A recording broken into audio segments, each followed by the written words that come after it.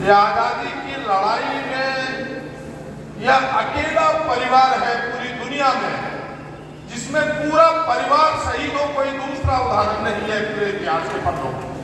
एक यही परिवार है। उसके चारों भाई सीतो, कारो, चांद, भैरव, फूलो, जानो, दोनों बहनें, पूरा परिवार शहीद होने वाला कोई दूसरा उदाहरण इतिहास के पन्नों में आपको नहीं मिलेगा। एक उदाहरण है, वो है सिद्धो कानो का परिवार। ये सबसे बड़ी बात है। और आजादी की लड़ाई वहीं से प्रारंभ होती है। उसके पहले भी कई विद्रोह हुए,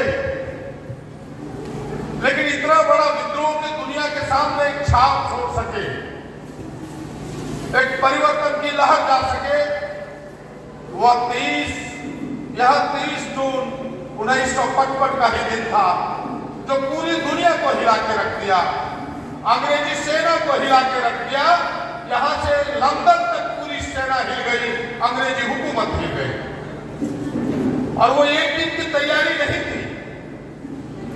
हम एक दिन में नहीं कह सकते कि 20,000 लोग, कुछ इतिहासकार तो मानते हैं उस समय आदिवासियों की आबादी 90,000 थी, जिसमें 50,000 लोग इकट्ठा हुए।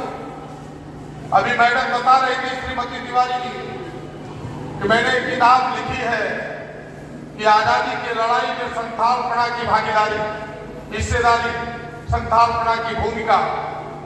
मैंने कहा कि मैं उस किताब को जरूर पढ़ना चाहूंगा।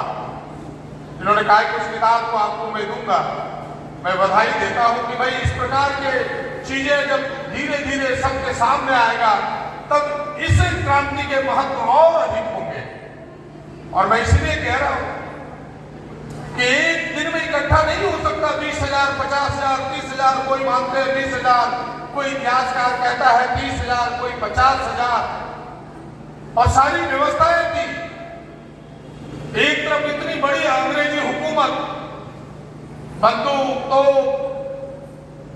कहते 12,000 फोर्स लगाए गए थे, 12,000 जो इतिहास के पन्ने गवाए,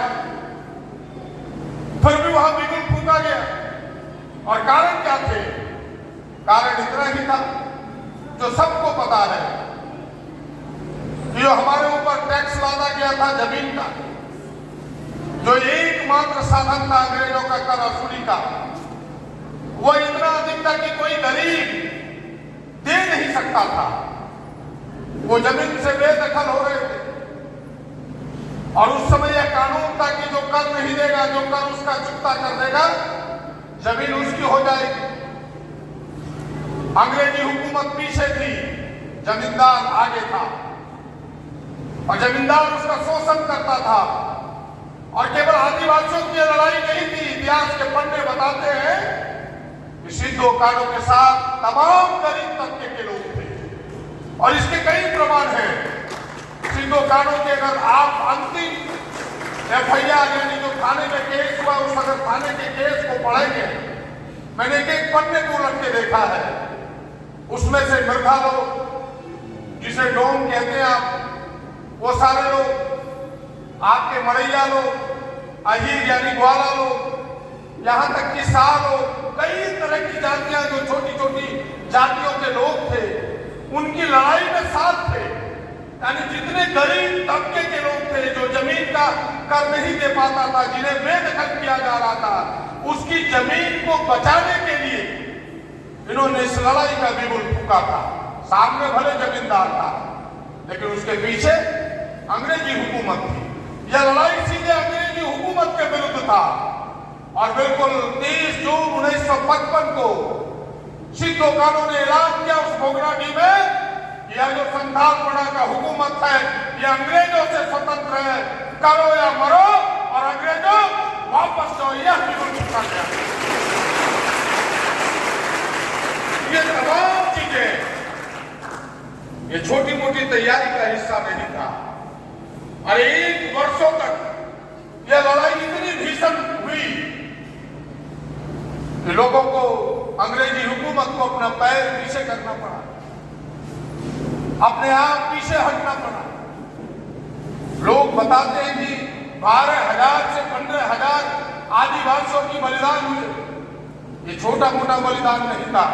इसलिए मैंने कहा पहले ही, इतने बड़े बलिदान को, इतने बड़े शहादत को इतिहासकारों ने थोड़ी अनदेखी की। हम समाज जागरूक है, मैं उस और ज्यादा जाना नहीं चाहता, लेकिन इतना कहना चाहता हूं, उस अदम्य साहस को जो सिद्धो कानों ने दिखाया था, उनके उस वीरता को,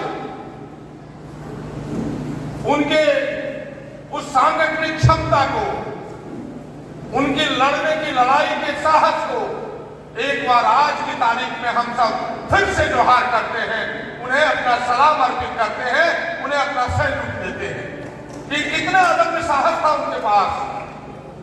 और ऐसा नहीं, उन्होंने अंग्रेजों को मौका नहीं दिया। लोग कहते हैं क्योंकि आदिवासी स्वभाव से शांत होता है, पहले उन्होंने अंग्रेजों को समय भी दिया है। इतिहास के पन्नों, कुछ इतिहासकारों ने लिखा है, उन्होंने कई पत्र डलवाए, कई माध्यमों से कई चीजें लिखी गई कि भाई हमारा शोषण है, इस शोषण के खिलाफ सरकार कदम उठाए, हमें शोषण से बचाए।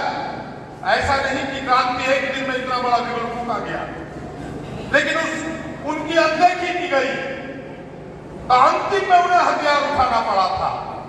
मैं इतना ही कहूंगा इस अवसर पर कि हमें यह लड़ाई,